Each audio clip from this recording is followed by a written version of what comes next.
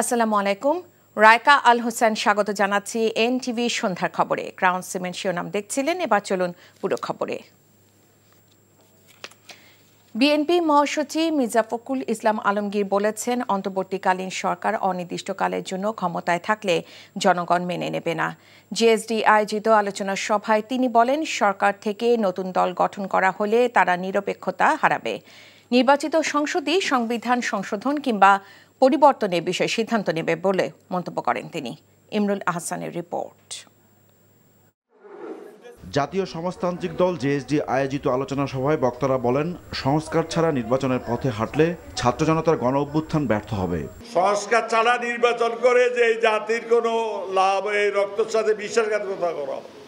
বিএনপির মহাসচিব বলেন, সংস্কার সবাই চায়, তবে তা টেকসই করতে হলে জনগণের অংশগ্রহণ জরুরি। শুধু একটা সুষ্ঠু আবার নির্বাচন করতে গেলে ন্যূনতম যে পরিবর্তনগুলো দরকার, ব্যবস্থাটা দরকার, সেটা নিতে হবে। অর্থাৎ নির্বাচন কমিশনের যে পরিবর্তন, সংস্কার করা দরকার সেটা করতে হবে। প্রশাসনিক কাঠামোর যেটা পরিবর্তন এবং সংস্কার করা দরকার সেটা করতে হবে।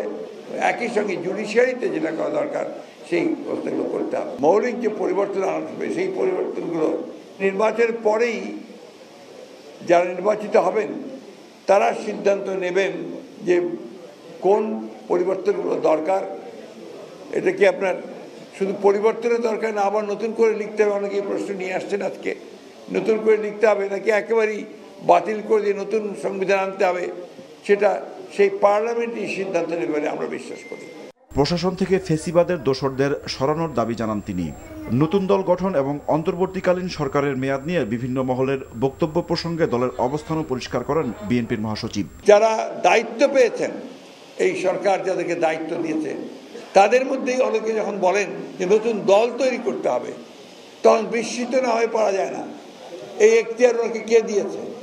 উনি এই দায়িত্ব পেলেন কোথায় যে তিনি বলবেন যে নতুন দল তৈরি করতে হবে? তাহলে আমরা কি করে জনগণ ভাববে যে এরা নিরপেক্ষভাবে কাজ করছে? দ্বিতীয়ত দেখবেন, বেশ কিছু সংগঠন, বেশ কিছু গোষ্ঠী তারা ইতিমধ্যে কাজ শুরু করেছেন যে এই অন্তর্বর্তীকালীন সরকারকে অনির্দিষ্টকালের জন্য রাখা হবে। তারা একেবারেই পরিবর্তন করে দেবে, সমস্ত সংস্কার তারাই করে দেবে।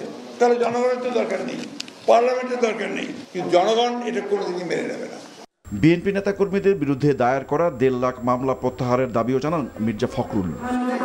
এদিকে জুলাই গণ অভ্যুত্থানে আহতদের দেখতে রাজধানীর পঙ্গু হাসপাতালে গিয়ে মির্জা ফখরুল ইসলাম আলমগীর বলেন, গণহত্যায় জড়িতদের সবাইকে বিচারের আওতায় আনতে হবে। Imrul Ahsan, NTV news, Dhaka. BNP স্থায়ী কমিটির সদস্য ডক্টর এ.জেড.এম জাহিদ হোসেন বলেছেন, আগামীকাল সমাবেশ থেকে প্রমাণ হবে জনগণ বিএনপির সাথে আছে। বিকেলে নয়াপল্টনে দলটির কার্যালয়ে এক সংবাদ সম্মেলনে একথা বলেন তিনি।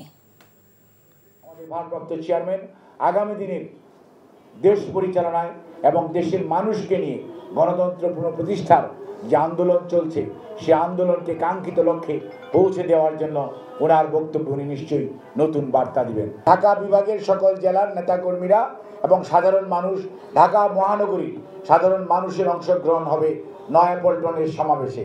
আর অন্য মহানগর অর্থাৎ বিভাগীয় শহরসমূহে যেটি হবে সেটি হচ্ছে গণতন্ত্রের র্যালি। রাজধানীর ট্রাফিক সমস্যা নিরসনে দ্রুত কার্যকর সমাধান খুঁজতে পুলিশের ঊর্ধ্বতন কর্মকর্তা এবং বিশেষজ্ঞদের নির্দেশ দিয়েছেন প্রধান উপদেষ্টা ডক্টর মোহাম্মদ ইউনূস। ঢাকা মেট্রোপলিটন পুলিশের শীর্ষ কর্মকর্তা এবং বুয়েট ও 2 সিটি কর্পোরেশনের ট্রাফিক ব্যবস্থাপনা বিশেষজ্ঞদের সঙ্গে বৈঠকে প্রধান উপদেষ্টা এই নির্দেশ দেন। ঢাকায় রাষ্ট্রীয় অতিথি ভবন যমুনায় এক বৈঠকে তিনি বলেন, রাজধানীর যানজট কমাতে হবে, অবিলম্বে এর সমাধান খুঁজে বের করতে হবে। আলোচনায় বুয়েটের পরিবহন ও ট্রাফিক সিস্টেম বিশেষজ্ঞ অধ্যাপক মোয়াজ্জেম হোসেন বলেন, শুধু ঢাকা শহরে যানজটে প্রতি বছর দেশের অন্তত 40,000 কোটি টাকা লোকসান হয়। ডিএমপির অতিরিক্ত কমিশনার নাজমুল হাসান জানান, সম্প্রতি ঢাকায় ট্রাফিক পুলিশ বাড়ানোয় পরিস্থিতির উন্নতি হয়েছে। রাজনৈতিক ও আমলাতান্ত্রিক চাপের ঊর্ধ্বে আনা গেলে দুর্নীতি দমন কমিশন দুদকে নখদন্তহীন পরিচয় ঘোচানো সম্ভব বলে মনে করেন এই খাতের সংস্কারে গঠিত কমিশনের প্রধান ডক্টর ইফতেখারুজ্জামান। এনটিভিকে দেয়া একান্ত সাক্ষাৎকারে এই কথা বলেন তিনি। ক্ষমতার পালা বদলের পর দুদকের কাজে গতি বেড়েছে, তবে যথাযথ হচ্ছে না বলেও মনে করেন টিআইবি নির্বাহী পরিচালক। রাষ্ট্র কাঠামোয় প্রয়োজনীয় সংস্কার করার পরই নির্বাচন দেওয়া উচিত বলেও মত তার। রিপোর্ট করছেন রকনউদ্দিন। রাষ্ট্র সংস্কারের অংশ হিসেবে অন্তর্বর্তী সরকার ৬টি কমিশন গঠন করেছে। তার মধ্যে দুর্নীতি দমন সংস্কার কমিশনের প্রধানের দায়িত্ব দেওয়া হয়েছে দুর্নীতি বিরোধী আন্তর্জাতিক সংস্থা ট্রান্সপারেন্সি ইন্টারন্যাশনাল বাংলাদেশ টিআইবির নির্বাহী পরিচালক ডক্টর ইফতেখারুজ্জামানকে। এনটিভিকে দেয়া একান্ত সাক্ষাৎকারে তিনি জানান, পুরো কমিশন গঠন হবার পরই শুরু হবে কার্যক্রম। বলেন, কিছু আইন ও নীতির পরিবর্তন করতে হবে। যতদিন পর্যন্ত না আমাদের রাজনীতি এবং আমলাতন্ত্রে প্রত্যাশিত সংস্কার না হয়, তাহলে কিন্তু আমাদের এই যে দুদক সংস্কারের যে পরিকল্পনা, সেটি দুদকের জায়গায় হবে কিছুটা, কিন্তু আমরা বাস্তব সুফল পাবো না। ক্ষমতার পট পরিবর্তনে দুদকের কার্যক্রমে কোনো পরিবর্তন চোখে পড়ছে কিনা এমন প্রশ্নের জবাবে ডক্টর ইফতেখারুজ্জামান বলেন, বর্তমানেও নিজেদের অক্ষমতারই প্রমাণ দিচ্ছে তারা। যাদের সম্পর্কে দুদকের কাছে দীর্ঘদিনের পুঞ্জীবিত তথ্য অভিযোগ ছিল, যেই পট পরিবর্তন হলো, সরকারের পতন হলো কর্তৃত্ববাদী সরকারে, তখন তারা এক ধরনের লম্ফঝম্প শুরু করলো যে আমরা তাদেরকে এখন প্রায় ৩০০-র মতো মানুষের বিরুদ্ধে ধর ব্যক্তিদের বিরুদ্ধে তারা প্রক্রিয়া শুরু করেছে। একইভাবে তারা যেটা করেছেন সেটা হলো যে যাদের বিরুদ্ধে দুদকেরই নিজের কার্যক্রমের মাধ্যমে দুর্নীতির অভিযুক্ত করে অনুসন্ধান তদন্ত শুরু করে সুনির্দিষ্ট মামলা পর্যন্ত করা হয়েছে, সেই মামলাগুলো বা সেই প্রক্রিয়াগুলো একেবারে সামারিলি তারা উজ্জ্ব করে ফেললো বা শেষ করে বলে তুলে নিল। এর মাধ্যমে দুদকের যে নিজস্ব প্রতিষ্ঠান হিসেবে আস্থা সংকটের অন্যতম কারণটি তারা কিন্তু নিজেরা স্বীকার করে নিলেন। দুর্নীতি দমন কমিশন সংস্কারে প্রস্তাবনা দেবার আগে গণ অভ্যুত্থানের সাথে সংশ্লিষ্ট ছাত্র জনতা ও অংশীজনদের সাথে আলোচনা করা হবে বলেও জানান টিআইবি প্রধান। উদাহরণ তুলে ধরে বলেন, কঠিন হলেও বিদেশে পাচার হওয়া অর্থ ফেরত আনা অসম্ভব নয়। সিঙ্গাপুর থেকে যে অর্থ ফেরত এসেছিল সেটা কিন্তু উচ্চ পর্যায়ের একজন ব্যক্তি ছিল। সেই ক্ষেত্রে যে প্রক্রিয়া হয়েছিল সেই রোড ম্যাপটা কিন্তু দুদকের কাছে আছে বা সংশ্লিষ্ট প্রতিষ্ঠানগুলো আছে, সেগুলো পালিত হয় না, সেগুলো অনুসরণ করা হয় না। এই মুহূর্তে যেটা বলতে পারি যে যেমন বিএফআইউ, জাতীয় রাজস্ব বোর্ড, আমাদের পুলিশের সিআইডি, আমাদের অ্যাটর্নি জেনারেলস অফিস, এই সংস্থাগুলো কিন্তু তাদের নিজস্ব অবস্থান থেকে তৎপরতার সাথে কাজ করার কথা নিরপেক্ষভাবে সেই যেই সক্ষমতাটা তাদের কাছ থেকে কেড়ে নেওয়া হয়েছে বা তারা সেটাকে কেড়ে নিতে দিয়েছেন। বিভিন্ন মহলে আলোচনা হলেও দেশে নির্বাচন দেবার আগে অন্তর্বর্তী সরকারকে সময় দেবার প্রয়োজন বলেও মনে করেন তিনি। প্রথম কাজটা হচ্ছে যে আমাদেরকে রাষ্ট্র সংস্কারের যে মূল কার্যক্রম বা এজেন্ডা, সেটি বাস্তবায়নের মতো জায়গা সৃষ্টি করতে হবে আগে, তারপর আমরা নির্বাচনের কথা ভাবা উচিত। রকনউদ্দিন, এনটিভি নিউজ, ঢাকা। ছাত্র জনতার আন্দোলনে মিরপুরে সিয়াম সর্দার হত্যা মামলায় সাবেক সংস্কৃতি মন্ত্রী আসাদুজ্জামান নূর ও সাবেক বিমান প্রতিমন্ত্রী মাহবুব আলীকে রিমান্ড না চাওয়ায় কারাগারে পাঠানোর নির্দেশ দিয়েছে আদালত। এদিকে ময়মনসিংহ সীমান্ত হয়ে ভারতে পালিয়ে যাবার পথে সাংবাদিক মোজাম্মেল বাবু ও শ্যামল দত্ত সহ 4 জনকে আটক করেছে পুলিশ। তাদের ঢাকায় আনা হচ্ছে। আবির আহমেদের রিপোর্ট। অবৈধভাবে ভারত পালিয়ে যাওয়ার উদ্দেশ্যে একটি প্রাইভেট কারের ময়মনসিংহের ধোবাউড়া সীমান্তে অবস্থান নেন ৭১ টিভির সিও মোজাম্মেল বাবু ও ভোরের কাগজের সম্পাদক শ্যামল দত্ত।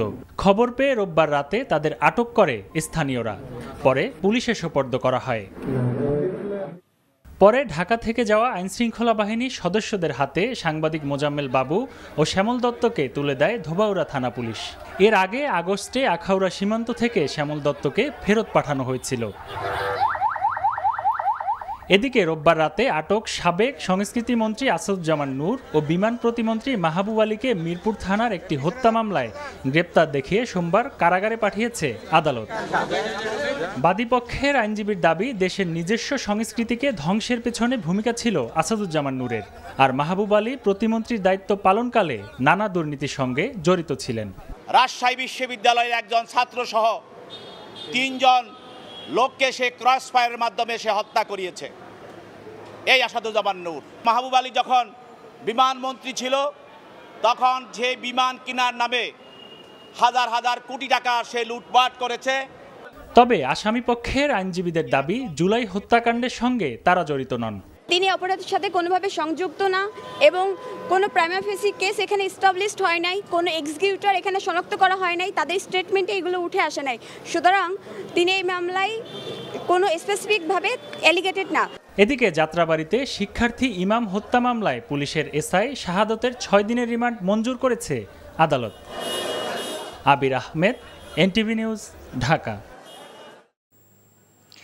গত 1 জুলাই থেকে 15 আগস্টের মধ্যে সংঘটিত মানবাধিকার লঙ্ঘনের অভিযোগ তদন্তের জন্য তথ্য জমা দেওয়ার আহ্বান জানিয়েছে জাতিসংঘের ফ্যাক্ট ফাইন্ডিং দল।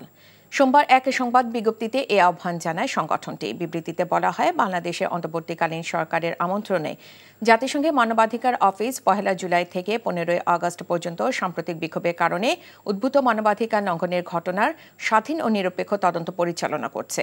এ সময়কালে বিক্ষোভের প্রেক্ষাপটে মানবাধিকার লঙ্ঘন এবং ক্ষমতার অপব্যবহার সম্পর্কিত প্রাথমিক তথ্য প্রদানের জন্য সকল ব্যক্তি, গোষ্ঠী এবং সংস্থাকে আমন্ত্রণ জানানো হয়েছে। আগামীকাল থেকে আনুষ্ঠানিকভাবে তদন্তের কাজ শুরু করবে জাতিসংঘের প্রতিনিধি দলটি।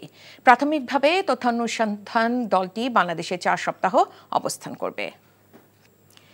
এদিকে মহানবী হযরত মুহাম্মদ সাল্লাল্লাহু আলাইহি সাল্লামের জন্ম ও ওফাত দিবস উপলক্ষে সবচেয়ে বড় শোভাযাত্রা হয়েছে চট্টগ্রামে। সকালে চট্টগ্রাম নগরী জামিয়া আহমদিয়া সুন্নিয়া মাদ্রাসা থেকে শুরু হওয়া এই শোভাযাত্রায় নেতৃত্ব দেন পাকিস্তান থেকে আগত আল্লামা পীর সৈয়দ মোহাম্মদ সাবির শাহ ও সৈয়দ মোহাম্মদ কাশেম শাহ। আঞ্জুমান এ রহমানিয়া আহমদিয়া সুন্নিয়া ট্রাস্ট এ শোভাযাত্রার আয়োজন করে।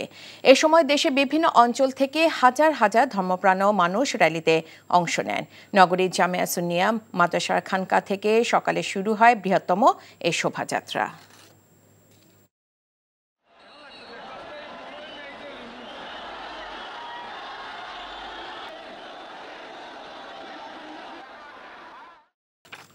জামায়াত ক্ষমতায় গেলে কল্যাণ রাষ্ট্র হবে উল্লেখ করে বাংলাদেশের জামায়াতে ইসলামী নায়েবে আমির ডাক্তার আব্দুল্লাহ মোহাম্মদ তাহের বলেছেন, জামায়াত কখনো ক্ষমতা এলে কাউকে জোর করে পর্দা করাবে না।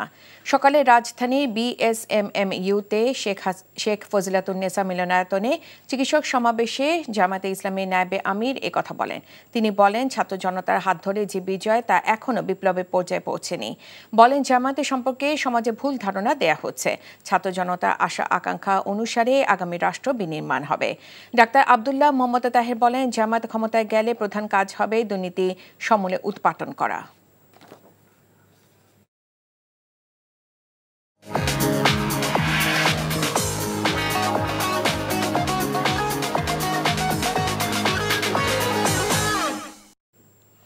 নগদ নিবেদিত অর্থনীতির খবর। অস্থিরতা কমেছে শিল্পাঞ্চল আশুলিয়ায়। ঈদে মিলাদুন্নবী উপলক্ষে সরকারি ছুটির মধ্যেও আজ 1400 কারখানা খোলা রয়েছে। 1863টি তৈরি পোশাক কারখানার মধ্যে ঈদে মিলাদুন্নবী উপলক্ষে 244টি কারখানা বন্ধ রয়েছে।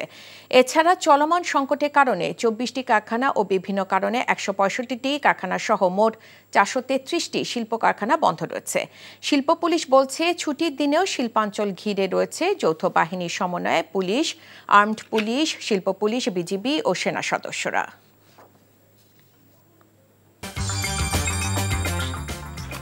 এই ছিল সন্ধ্যার খবরে। এই খবরে ভিডিও সহ আপডেট জানতে ভিজিট করুন এনটিভি অনলাইন www.ntvbd.com। এছাড়াও এনটিভি জনপ্রিয় সব অনুষ্ঠান ও খবরের আপডেট জানতে ভিজিট করুন আমাদের ইউটিউবে ভেরিফাইড ফেসবুক পেজ। রাত 10:30টায় রাতের খবর দেখার আমন্ত্রণ জানিয়ে বিদায় নিচ্ছি।